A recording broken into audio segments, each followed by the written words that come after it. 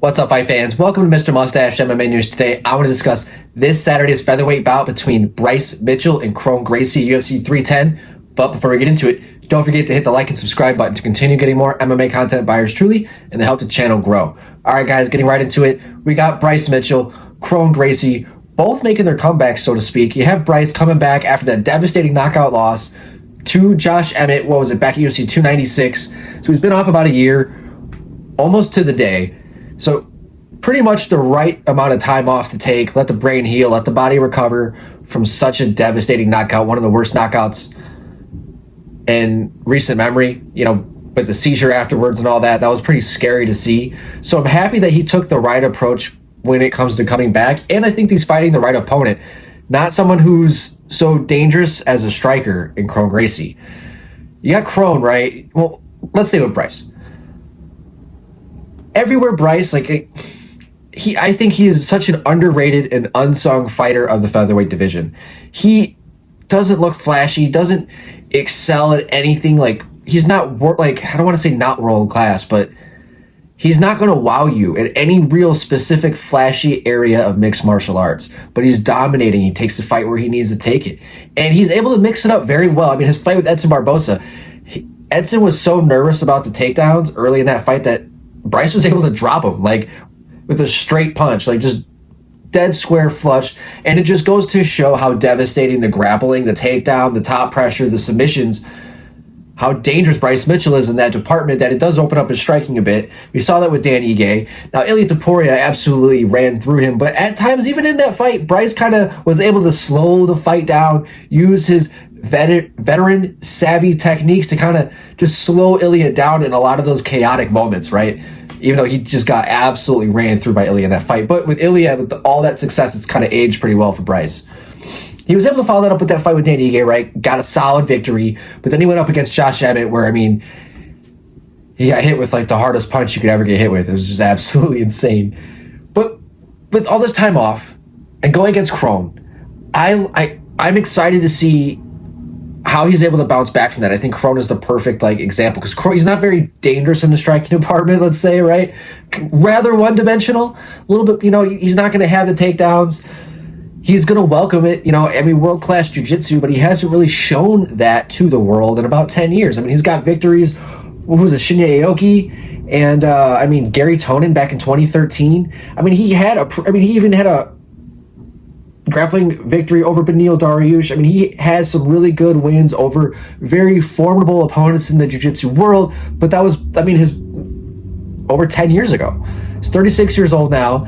He's coming off of a very, very bad lopsided loss at UFC 268, basically after taking 4 years off after lopsided loss to Cub Swanson back in 2019.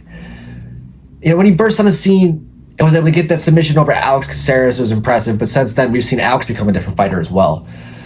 But with those three guys, Jourdain, Swanson, Caceres, I know MMA math doesn't work, but I think Bryce Mitchell beats all those guys. I think he goes out there and imposes his will against all three of those guys. So to see how Kron performed against those dudes and what I think Bryce would do to all three of those guys, I just see Bryce going out there and just not being scared in the striking department, being able to take Kron down at will, and being savvy enough once they're on the ground to just keep it in his world and just stay top heavy and just beat and break Kron down. And that's kind of what I see happening. I just don't see anywhere where Bryce Mitchell loses unless Kron pulls some crazy shit off of his back. I just don't. And Kron came out and even recently said that his last performance, he was not happy with it, obviously. He felt a lot of pressure from the fans, the jiu-jitsu community, and his family to show that jiu-jitsu was enough and he didn't have to do that. I don't know. I thought it was a bit of a cop-out, but I think that he got exposed out there in that fight with Charles Jourdain and where the sport has elevated.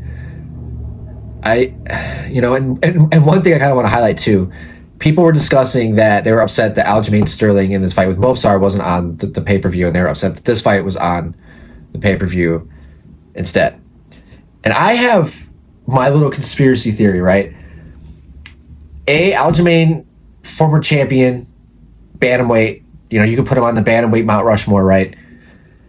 Since his fight against Calvin at UFC 300 was not what you would call an exciting fight. And yes, Aljamain has a phenomenal resume. He is a world-class fighter, former champion, but a lot of times doesn't go out there and put on these fan favorite performances, right? Casual favorite performances, and that has hurt him. But I think also with Bryce fighting Kron, I think the UFC is really trying to put Bryce up, because I feel like they're already kind of over with Aljo, you know, and that's why they're putting him up against Movsar. I think that they think that Aljo's good enough to beat Movsar. I don't think they like Movsar. I think they want him out of the picture. And they want Aljo to get it done, but I think they know it's not going to be done in a flashy way. So I think that's why they're going to put it as like the main fight of the prelims and put Bryce Mitchell against Kron, because I think they think, and I agree, I think Bryce is going to run through Kron. I think he's going to have a solid performance, and I think he's going to find the finish possibly against Kron or just put on a savage beatdown on Gracie.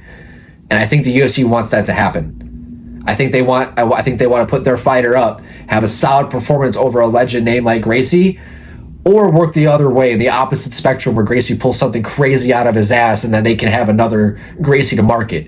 I think that that's kind of their hopes. Like they can't lose in the way that those two guys fight, and I think that it's more of a risk entertainment-wise to have Aljo and Movsar on the main card rather than Bryce and Kron. I don't know if that made any sense, but that's like my little conspiracy theory on the fight. But in this fight, I think Bryce, I think he's going to take it where he wants to. I think he's going to dominate, and I think that the top pressure, the ground and pound, I think Kron's going to be in for a long night against Bryce Mitchell. And with Bryce being out for a year, ready to go out there and perform and show that he's still got it, he's going to be hungry. Yeah, I think we're going to get a victory with Thug Nasty Bryce Mitchell. All right, guys, I'd love to hear your guys' thoughts on this fight. What do you guys think? Is Bryce going to get the victory, or are we going to see Gracie go out there and get a W at UFC 310? All right, guys, that's going to do it for today. Mr. Mustache, MMA News out. Let's fucking go, fight fans.